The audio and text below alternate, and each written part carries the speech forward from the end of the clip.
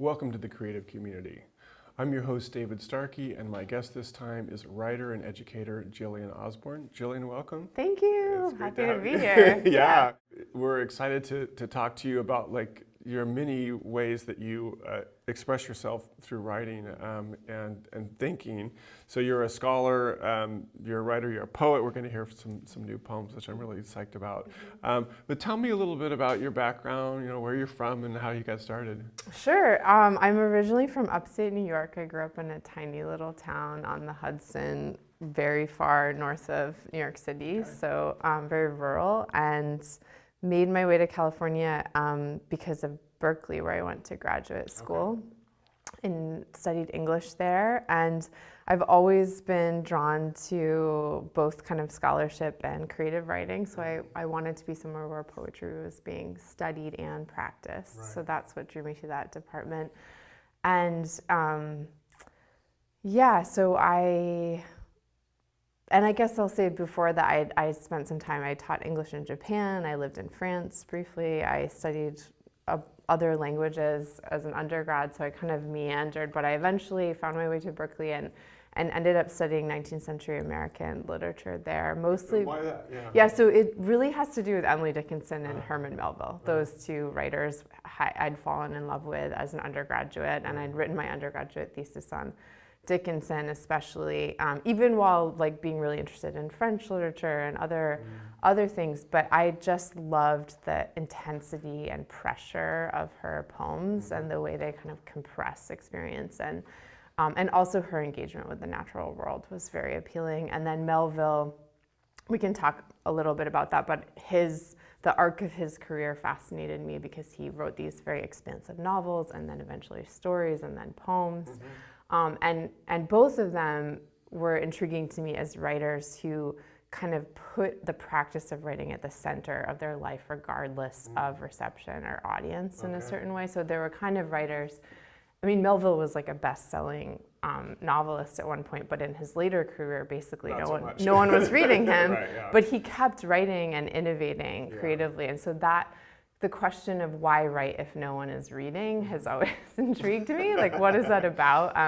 I think there's something about the way they both kind of animated language to serve their experience of life spoke to me. So that's sort of how I ended up studying poetry, or 19th century studies in particular, but I always kind of had one foot in contemporary poetry and poetics and eco-poetics in particular. And you were in Harvard for a while for a fellowship, yes, right? So after Berkeley, I did a postdoctoral fellowship at the Harvard Center for the Environment, which was a really interesting experience. I was the only real humanist there. There were several historians, but everyone else was kind of science, policy oriented. And mostly that experience made me really double down on my commitment to the arts and made me feel I really, really want to be an artist. It didn't make you think, I should be going into the sciences No. now. It made me glad that there were people that were engaged with climate crisis in a very practical level, but it also made me feel I want to see what poetry and language and art can offer that's maybe something else, and why, it made me feel committed to it in a new way. But it was also, the book Green, Green, Green that I ended up writing was really kind of emerged from the compost heap of a poetry manuscript and my dissertation and research that I did during that postdoc.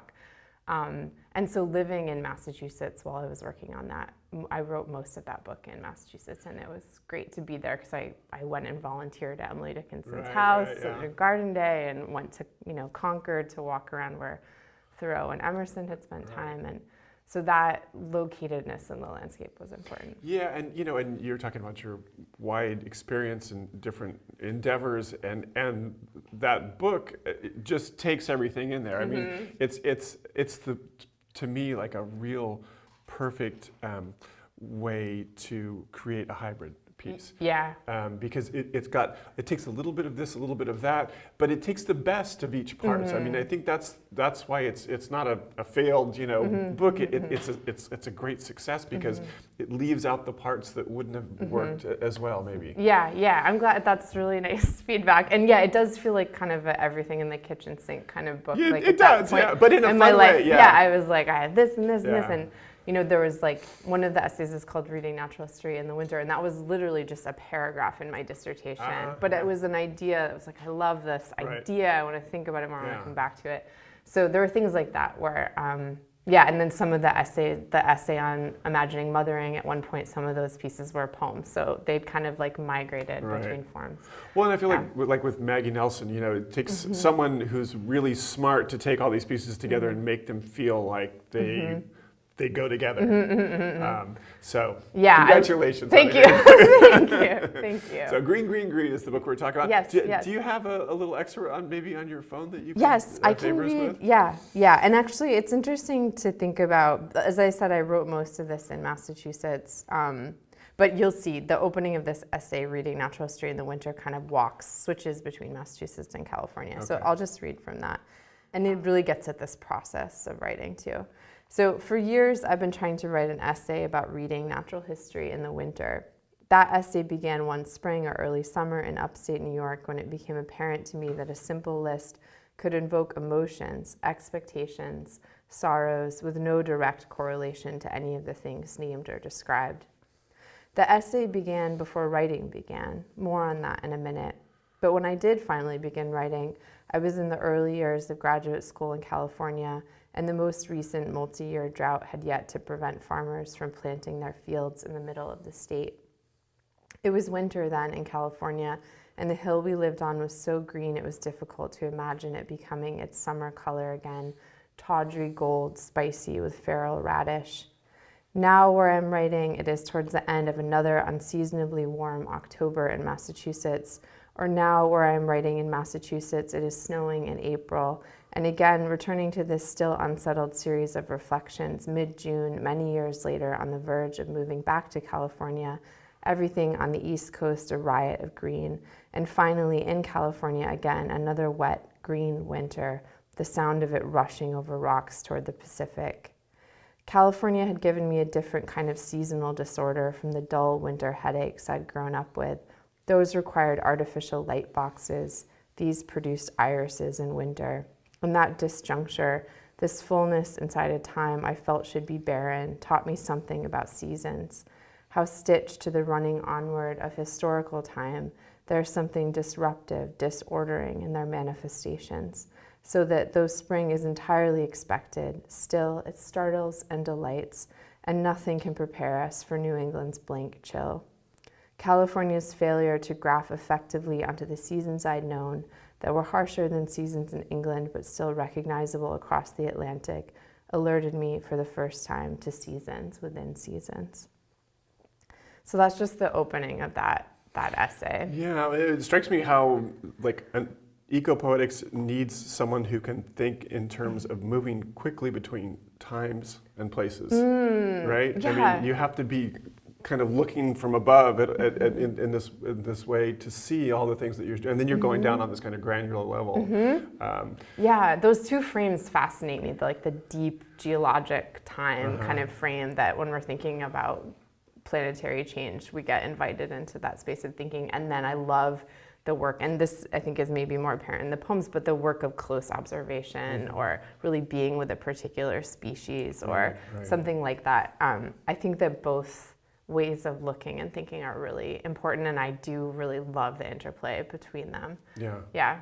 That seems really kind of at the heart of your work is that. Yeah, I think so, and also this the ways in which time gets layered on time, and Well, let's move to basic research. This is a new collection of poems. This is so exciting when you have to do, and it's a gorgeous looking chapbook. Tell us a little bit about it. Yeah, so these are poems and also drawings that I did while pregnant. During a second pregnancy, I had this really interesting experience. So when I have two children, and when I was pregnant with the first one was when we moved from Santa Barbara to Massachusetts. So a lot of things changed, and I didn't really notice kind of the way it affected my thinking at that time. But this time things were more static, and I just found that I couldn't write at all while pregnant, which was really interesting to have this experience of language just missing. So I started this drawing practice of basically doing a drawing for each gestational week of the pregnancy, using the number of the week as some kind of constraint.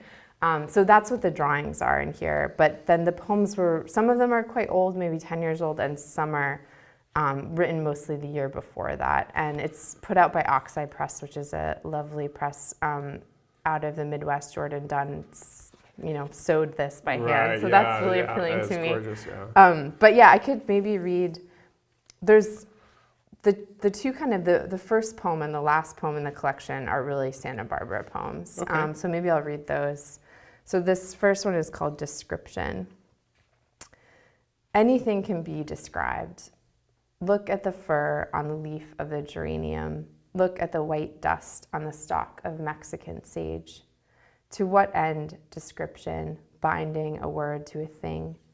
In the hills, canyon sunflower without its flower, ceanothus puffs, blurs, sums, obscures a scar.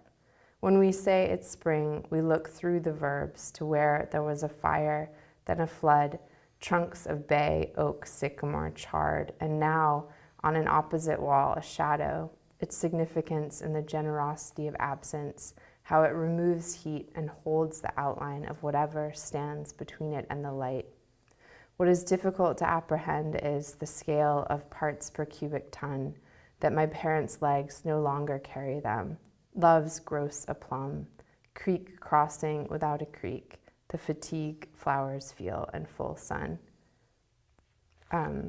Yeah, I mean, we could talk about that one, or I could read the other one too. Before you go to, I mean, when the first poem in a collection sort of sets the tone, right. sets a note. Yeah. What is the tone that you're setting there with that? Well, I think both a tone of, so I love, as I was saying, this active observation. And another poet that I really love and have been obsessing with in another writing project is Marian Moore, and her first collection is called Observations. Mm-hmm. But at the same time, I've always thought that the way of seeing that is just about naming, maybe like a scientific way of seeing, which is just description, is maybe going to miss something. Mm-hmm. So I think this poem is investigating what description can accomplish and what it can't. And what it can't. Yeah, exactly. It reminds me of that famous quote by Elizabeth Bishop, the poetry is mostly description. Yeah, that's true. And her poetry really is. It's interesting, but not every poet. But, and there's also those little moments that you're talking about of reflection. Yeah. And I think so, maybe connecting back to someone like Dickinson, she is actually really not a poet of description in a lot of ways. And one thing I became really obsessed with her is why, so she was a great gardener, she had a ton of experience with plants, but the plants that she names in her poems are almost always these kind of generic, common, the rose, the daisy, whatever, the things you would kind of expect a poet to invoke. But they take on a kind of allegorical intensity because of the way that she treats them that's not descriptive. So I'm interested in those different approaches. Yeah. Okay, well, go to the last one. Okay, and then so the end, and I would say like some of the ones in the middle are more abstract, but these two are kind of more grounded in the landscape. So there's a number of color poems in this collection as well, like Green, Green, Green thinks a lot about the color green. This one has a pink poem and a purple poem. The last one is called Yellow. Okay.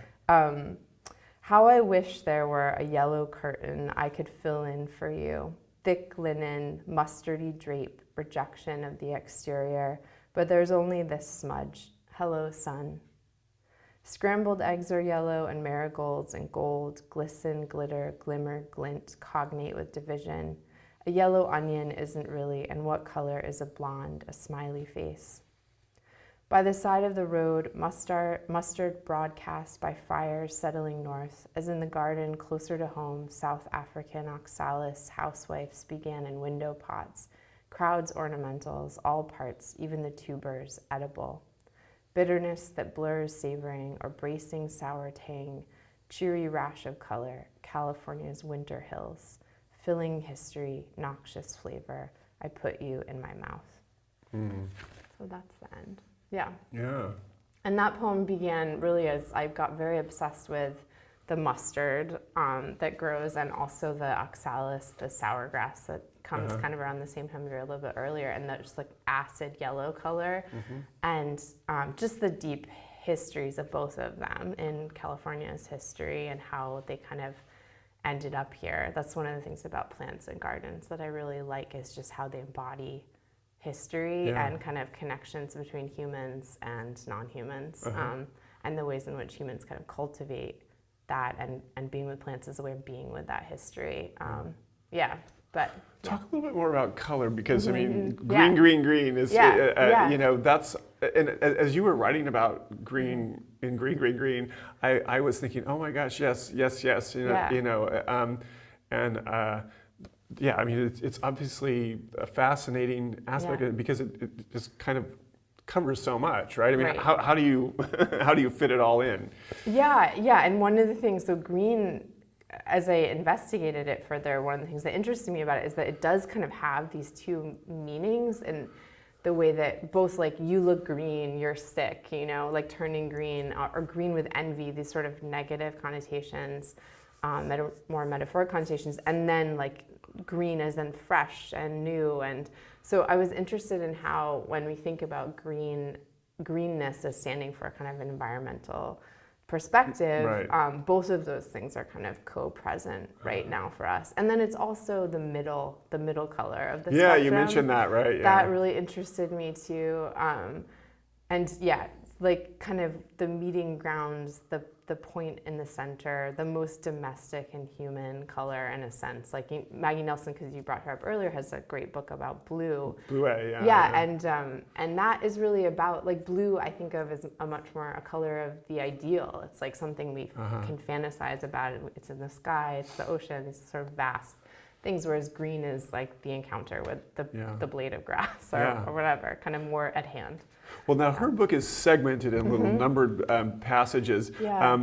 That kind of gives her a little bit of freedom to kind of change topics pretty quickly, but you're trying to kind of move more from one idea to the next through transitions, I think, right? In green, yeah. The different essays in that book kind of take different approaches, but I think, the one that's really looking at the color green most closely, which is the first one, is called Of the Echo in Green, sort of weaves together a close reading of a William Blake poem on the echo in green, and then these investigations of the etymology of color. And I do like, I mean, I love the essay as form, you know, like I think it's really the most radical literary form there is, just in its most basic form, you know, and it's funny because we teach it to students like it's like this really boring thing, oh my God, you know, but it's actually crazy, you know, it's like the thing where thinking can happen, and you can go anywhere, and you can investigate yourself, you can investigate the world and other texts, and I just love the dynamic quality of it. So I think I didn't want just segments. I wanted to kind of weave together and wander, and you know, the original meaning of it is to try, right? But it feels connected also to the French word is essay, but there's also errer, which is like to wander or to err, you know, to mess up in a way. But I like the proximity of those two terms. So Well, anyway, it's a form that I think suits your writing very well, as does poetry, clearly. Thank you. Let's talk. We're talking about genre right now. So you were mentioning before our camera started rolling that you were writing a series of fictional pieces about mothering. Yeah, that's my current project that I'm working most intensely on. I have a few other things in the background, but that's been really a joy and a new pivot. And it happened because so during this last pregnancy, didn't really write at all the entire time, and then really just weeks before my son was born, I took this really great workshop with Sabrina Ora-Mark, who is a great writer. She writes a lot about fairy tales and motherhood, but she was running an online workshop about obsessions, and so it felt like a really great way to try to get language kind of back in. And so coming out of that workshop, I drafted 2 stories, one about a world in which human reproduction has ended and people start adopting other things in the world to parent because they want to have the experience of parenting. So it sort of centers on a woman who adopts a worm and becomes a mother to a worm. And then the other story was about a woman who gives birth to a letter that she can't read or interpret. So those are the first 2 stories in the collection. And the first half of the collection kind of maintains that fairy tale or fantastical element, and then the later ones are more, I would say, essayistic in a way. They're written in first person. They're more kind of jagged and interrupted. So we'll see where it lands, but I've really been enjoying working on it. And yeah, they're all sort of exploring experiences of parenting, also relationships between mothers and daughters, grandmothers. Right. Yeah. One of the things that women who are mothers and writers talk about is how difficult it is to get the writing done. So I was saying, oh, I sent you an email this morning. You're like, that's my writing time. Yeah. So how do you manage that with a 15-year-old and an 8? I mean, your 8-year-old is off to school. But. Yeah, exactly. Yeah, and then the little one is 15 months. And yeah, it's interesting. So it's looked different ways at different times. I think when my first son was young, it was a real time of exploration for me. I read a lot of other writers who were women who were mothers, like Alice Notley and Rachel Zucker, a lot of poets who'd been thinking about that. And I sort of embraced the process of being interrupted, writing down things that my son had said. And during the pandemic, he was 5, and he was home. yeah, we were just home together playing all the time. And for a while, I kind of I just sat in the corner for a month really and wrote down everything he said, because I just needed some kind of connection to language. And it was totally fascinating, like patterns of his play. And have you incorporated that into something else? I've tried before, but it's never totally cohered. Yeah. But I think just the practice of moving from my voice into someone else's voice was a really interesting thing to do.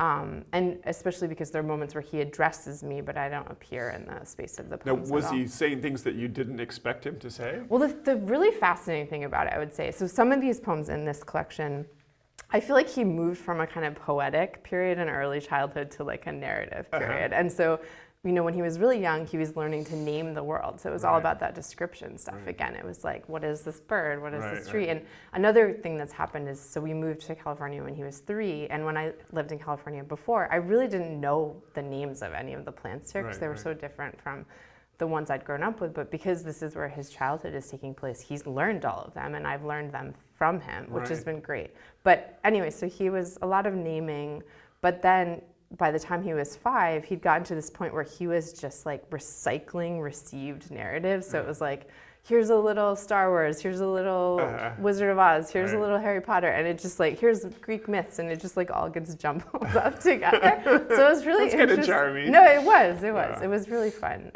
But so that's been one version of that. And but more recently, I kind of reached a point where I realized if I didn't just set time aside, I would never write anything that was like fully focused ever again.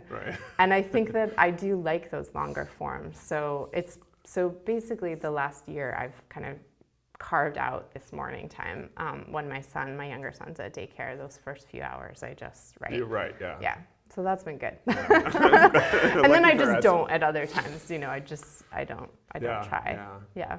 I remember when my kids were young, and I was in graduate school at an MFA program, and frequently having to take care of them, and I also be trying to write all the time. But poetry was good for that. Poetry is good for that. There's just little flashes of things, and their latest squabble about something could suddenly become a stanza. Totally. And I really love poetry like that. I mean, I mentioned Marion Moore before, and I do love the way she was not a mother at all, and it's like very unparental in a lot of ways, but she just received language from the world constantly, and the way that she kind of compiles it is inspiring to me. But yeah, so that's what it looks like currently. We got about 4 minutes left. I'd love to hear at least one more poem from you. Yeah, sure. One thing I got really interested in this collection, and maybe this shows kind of the way I was swerving towards story, was just voice. And like, how could a lyric voice be maybe like irritable or grouchy rather than ecstatic or insightful? So anyway, this one is called Pod Ode. I found a pod discarded of a violet jacaranda tree that smells like pea, whereas the pod was dry and very round like blunted claws or a castanet. An ant crawled up inside of it. Inside it was aged like paper sometimes is by tea. Oh pod, I said, how does it feel to be so clackety and stripped of seeds? What a relief, it said to me, to be forgotten by that violence that before it felt was overlord of it. Contorting reproductive purple. Oh, perimenopausal pod, oh pod, I said, I see what you mean. And then this is a poison oak poem. It's called Legibility. I am like the happiness of this poison oak in early spring that once was barren tangle that if brushed would wound stealthily. Now emergent, I send a clear message, well adapted to harm, yet communicating the intent. The truth is, I have leaves to suggest I do not want touching. I do not want anything with skin to contact me, shiny under shade. You cannot look through me anymore, as if into apparent space. See how my life inflicts a needed emptiness. Wow. I want to read that one again. Yeah. We just have a couple minutes left. I love it when the guests can give some advice to people who are aspiring to, practice their craft. So what would you say to writers of essays, poems, and whatever else you're doing?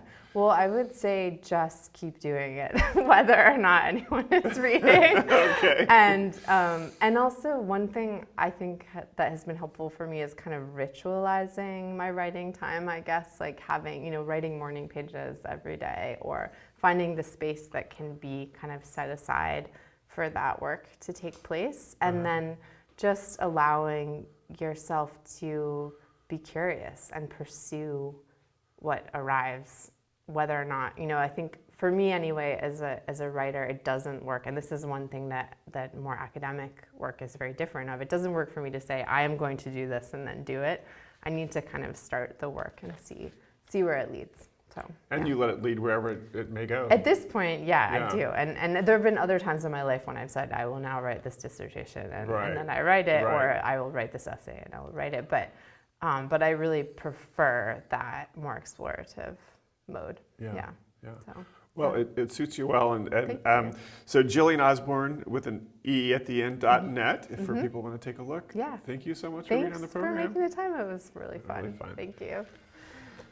The Creative Community is a co-production of TVSB in Santa Barbara and CAPS Media in Ventura. I'm your host, David Starkey, and we'll see you next